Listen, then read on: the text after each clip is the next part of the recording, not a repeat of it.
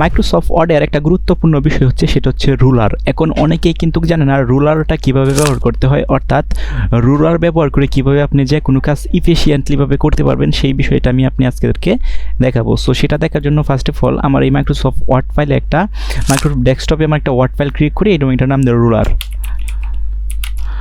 এবং এটাকে double click করে আমি ওপেন করলাম। ওপেন করার পর সচরাচর যেটা করি সেটা Ctrl+H চেপে এটার font name time new Roman এবং এটার ফন্ট সাইজ একটু বড় করে দিই, কারণ হচ্ছে যাতে আপনারা দেখতে পারেন ভালোভাবে। ওকে, সো Ctrl+H চেপে আমি এটাকে সিলেক্ট করলাম, মানে সেভ করলাম।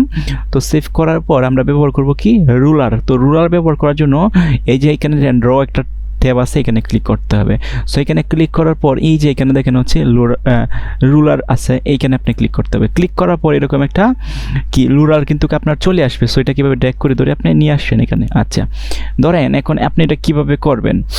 সো বাই ডিফল্ট এটা কিন্তু কত ডিগ্রিতে আছে, বাই ডিফল্ট এটা কিন্তু আছে হচ্ছে 45 ডিগ্রিতে।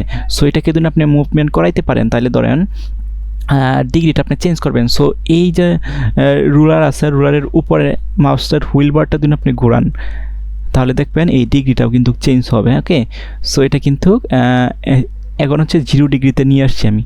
সো আমি ধরেন আমার একটা পেন্সিল নেই, ধরেন এটা নেই, নেওয়ার পর আমি এটাকে একটু নিচে নিয়ে আসি আমি এখানে। ওকে, নিয়ে আসার পর আমি একটা কী নিলাম, এটা নিলাম। নেওয়ার পর এটার কালারটাও আমি পরিবর্তন করে দিই, মানে হচ্ছে ব্ল্যাক করে দিই। ওকে, দেওয়ার পর আমি এভাবে এখান থেকে একটা টান দিই। ওকে, তাহলে দেখেন টানটা কিন্তু আমি রুলারের সাহায্যে দিয়েছি, যে সোজা একটা টান হয়েছে। এখন আমি যদি এভাবে একটা লম্ব আঁকতে চাই তো সেম আমি কি করব, এটাকে একটু ঘুরাইতে হবে। তো ঘোরানোর জন্য এটার উপরে কার্সরটা এনে আমি যদি মাউসের হুইল বারটা ঘুরাই তাহলে কিন্তু এটা মুভমেন্ট হবে বা এটা ঘুরবে। ধরেন আমি এটাকে কত ডিগ্রি করব, এটাকে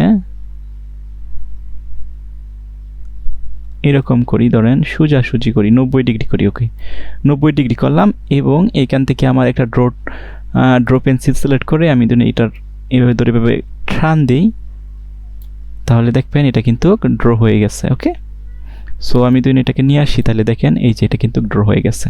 সো এভাবে রুলারের সাহায্যে আপনি বিভিন্ন প্রকার যে কোণ আছে, জিওমেট্রির কোণ আছে, এরপর হচ্ছে বাহু আছে, সেগুলো কিন্তু আপনি অঙ্কন করতে পারবেন। এখন এখানে যদি আমি আরেকটা কোণ আঁকতে চাই, ধরেন আমি এখান থেকে আমি আরেকটা কিছু আঁকতে চাই, তাহলে এটাকে একটু মুভমেন্ট করাই।